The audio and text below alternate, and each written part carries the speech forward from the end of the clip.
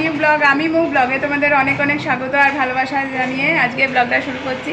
কালকে রাতে এই ঝমঝমে বৃষ্টির পরে আজকে দেখছি খটখটে রোদ, গরমটা একটু কমেছে, কিন্তু তাই বলে একেবারে যেই একটা ওয়েদারটা চেঞ্জেস আছে সেটা আসেনি।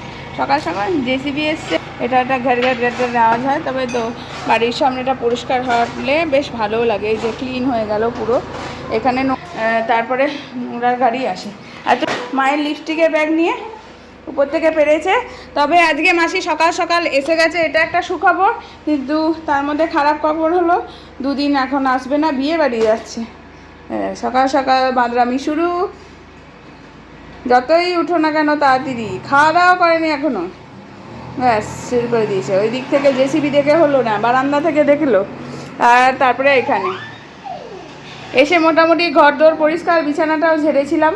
ওর বাবা এখানে একটু বসলো, আর এই বিছানাটা এখন শোয়া যেহেতু হচ্ছে না, মেঝেটা যে পরিষ্কার, বাসন কোসন মেজে মাসি একেবারে রাখলো।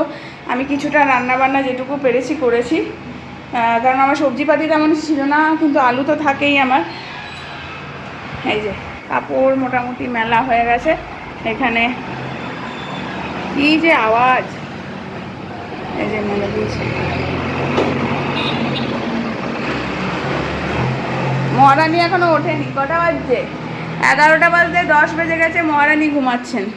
ওটাকে খাওয়া, এটা এই 15-20 মিনিট হলে উঠেছে। মাসি 10:30টার মধ্যে কাজ করে চলে গেল। আর এইখানে আমি দুভাগে আলু ভাজা রেখেছি, এটা বাচ্চাদের খিচুড়ি, এখানে একটা ডিম ছিল সেটা গ্রেভিটা দিয়ে করে রাখলাম, আর এটাই বাচ্চাদের আলু ভাজা, এটা বড়দের আলু ভাজা। এইখানে করলাম ডাল সেদ্ধটা ফোড়ন দিয়ে ডাল, আর এখানে ডিম সেদ্ধ বাচ্চাদের, আলু আমার তরকারিতে লাগবে। আর এখানে একটু রুটি করে রেখেছি, খোল খোল বাবা, এই যে রুটি করে রেখেছি। এসে ডিম সেদ্ধ তো খাবে না, তাই ডিম সেদ্ধ আমি খাবো সকাল। আর আলু সেদ্ধটা পরে দেখি, আমার ইচ্ছা আছে একটুখানি চিকেনের না ব্রেস্ট পিসগুলো আছে, ওটা দিয়ে যদি সম্ভব হয় তাহলে ওটা দিয়ে একটুখানি ওই কোপ্তা টাইপের করে কারি করে দেবো, কারণ ওই পিসগুলো খেতে চায় না। না হয় পকোড়া টকোড়ায় ভাল লাগে, না হয় নুডলসে ভাল লাগে, না হয় এরকম কিছু করলে ভাল লাগে।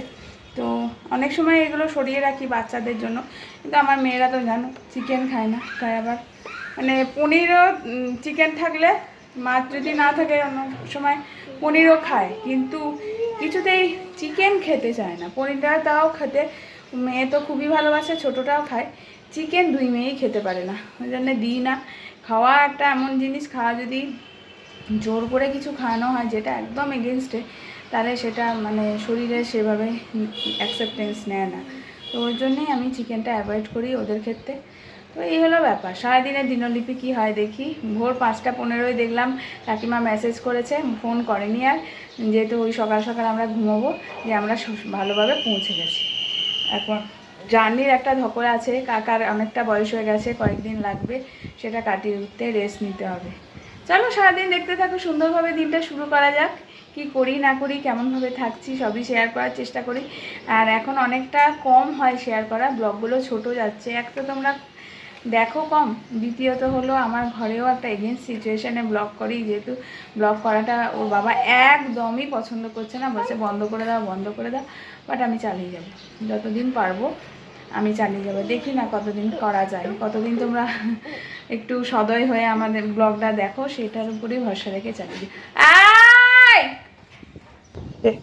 এখান থেকে গুড নাইটে ফাঁকা শিশি পারছে, আমি এই তলায় তেলটা একটু রয়েছে এটার জন্য রেখেছি। এত বাদর হয়েছে না এটা। চল খাবি, চল চল খাবি, চল, তোর বাবা এরপরে আসবে, 11:30টার সময় আসবে খেতে, তার আগে তুই চল খাইয়ে দি, দিদি উঠবে। চ চ চ।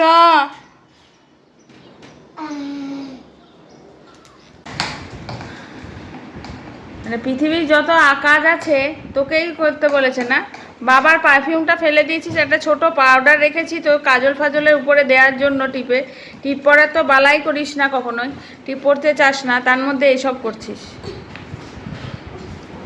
কেন?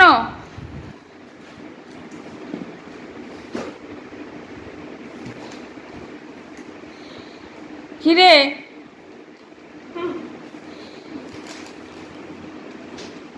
কি করেছে।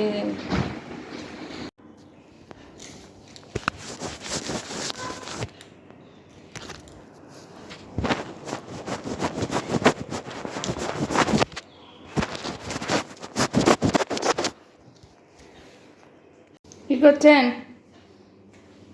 কি করছেন আপনি? আমি খাবার নিয়ে এলাম, কি তুমি এটা কিছু করছো নাকি? আমি একটু খেতে বসলাম, কারণ আর অন হয়নি তোমাদের কাছে। আমি ওয়েদারটা এরকম, তাই তাতেই কাজ বাজ সারছিলাম। তো এখন আমি তাই একটুখানি, এদিকে হয়েছে কিমার তরকারি, কিন্তু এটা কিমার তরকারি না, এটা মাছের কাঁটা চচ্চড়ি। এটা আর ভাত নিয়েছি, আর ডাল আলু ভাজা আছে, এটা দিয়েই খাবো। বসো বসো, খাবে ভাত, খাবে? বসো, চলো খেয়ে নিয়ে, মনে হয় কিছু কর্ম করছে। দেখো মুখ, দেখো এনার কি অবস্থা করেছেন। এই যে আপনি কোন ডাকাত, রঘু ডাকাত নাকি? আপনার গোপখানা তো বাড়ি পাকা বাড়ি, পাকা গোপ বেরিয়েছে তো দেখছি এই বয়সে। রে বাবা, এটা তো জবরদস্ত গোপ। আরে বাবা, এটা আমার দাদুরও এরকম গোপ ছিল না রে, তোর যা গোপ বেরিয়েছে। উরি বাবা, কি করেছে চারা কাঠ এইদিকে, এইখানে।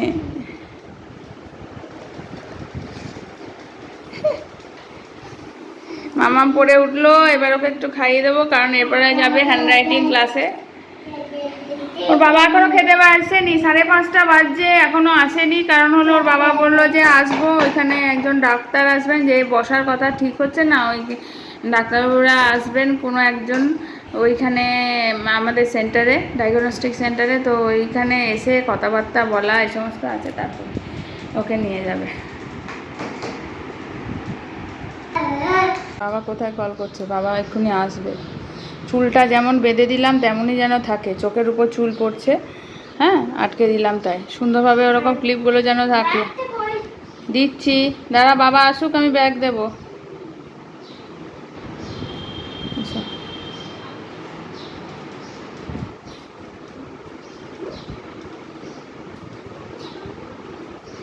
দিদিরাম সর্দার এখানে ঘুমিয়ে পড়লেন, আর তার দিদি রেডি হয়েছেন, এখন উনি বেরোবেন, ওয়েট করছে বাবার জন্য। ওয়েদারটা বেশ কুলই হয়ে দেখো, আসলে একটু বৃষ্টি পড়লে গাছপালাগুলো মনে হয় প্রাণ পায়। আর এই লোকের আসার নাম চলছে না, 6টা বেজে গেল, 6টা থেকে ক্লাস, ওর জন্য পিছিয়ে 6টা থেকে করেছে ওর ক্লাসটা, সবার 5টা থেকে। কখন আসে দেখি। যাও যাও, বাবার পেটটা ধরো, হ্যাঁ টাটা।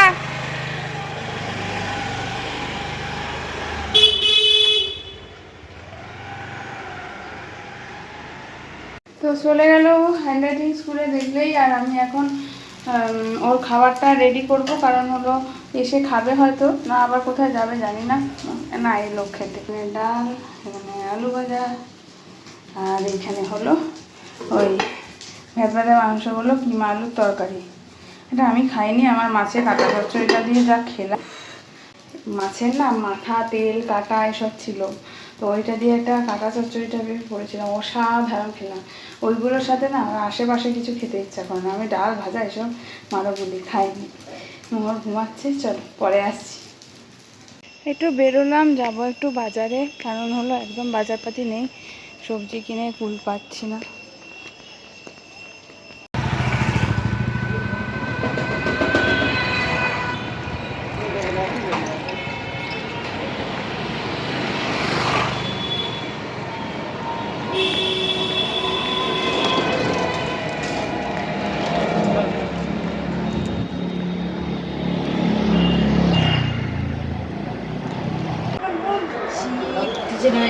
বলো, কি নাম তোমার?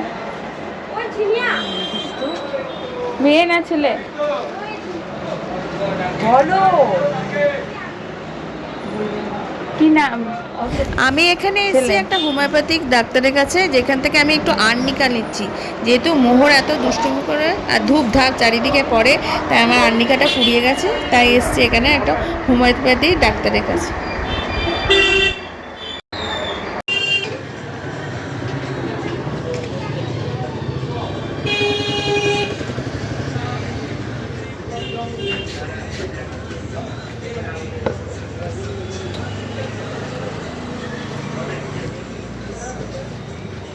পটল কত করে?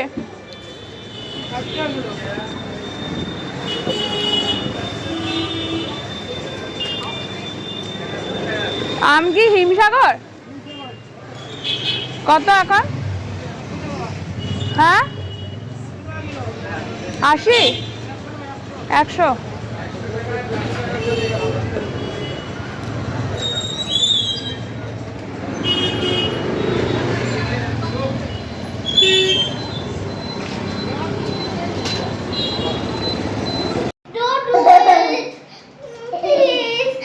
জামা মামা ছিঁড়ে কি করেছে? উফ মা করবো না জামা ছিঁড়ে। ঠিক আছে, ও কি করছে করতে দে, ও কথা শোনে না বাজে মেয়ে। দেখো কাগজ পাতি মুখে দিচ্ছে আবার। Please don't roll the wall. দিদি কি বলছে? দিদি কথা শোনো। Please don't draw the wall. এদিকে আয়, মামাম ছেড়ে দে, এদিকে আয়।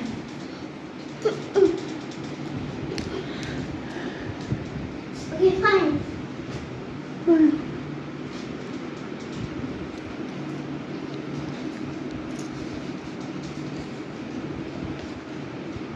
কি মুখে? কি রে মুখে কি দেখি?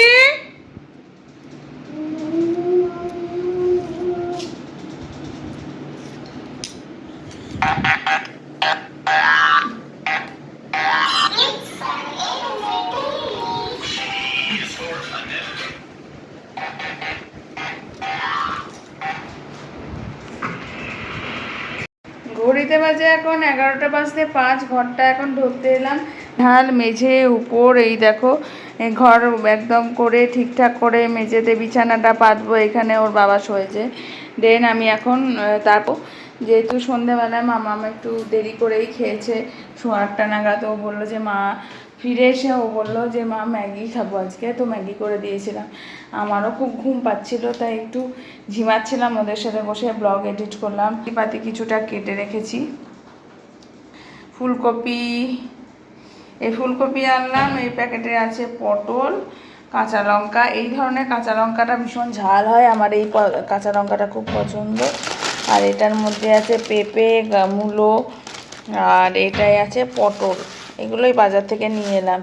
আর একটাই আছে ভেন্ডি আর বেগুন, এটাই আছে বিনস। তো এগুলো পরে গোছাবো। আমার তো অর্ধেক কাজ করি, অর্ধেক কাজ করতে করতে অন্যদিকে যায়। আবার ওয়াশিং মেশিনে ওঠার তাল করছিল, দেখো চেয়ার সেট করেছে, উপর থেকে একদম নামিয়ে দিয়েছে। চলো পরে আসছি। শিলিগুড়িতে এই মুহূর্তে নেমালেতে আজকে করেছে, দেখতে পাচ্ছেন আপনারা প্রবল বর্ষণ, ধরা পড়ছে আমাদের ক্যামেরাতে, এবং তার সঙ্গে ঝড়, প্রচণ্ড ঝড় বৃষ্টিতে নাজেহাল পরিস্থিতি। দেখতে পাচ্ছেন এই মুহূর্তে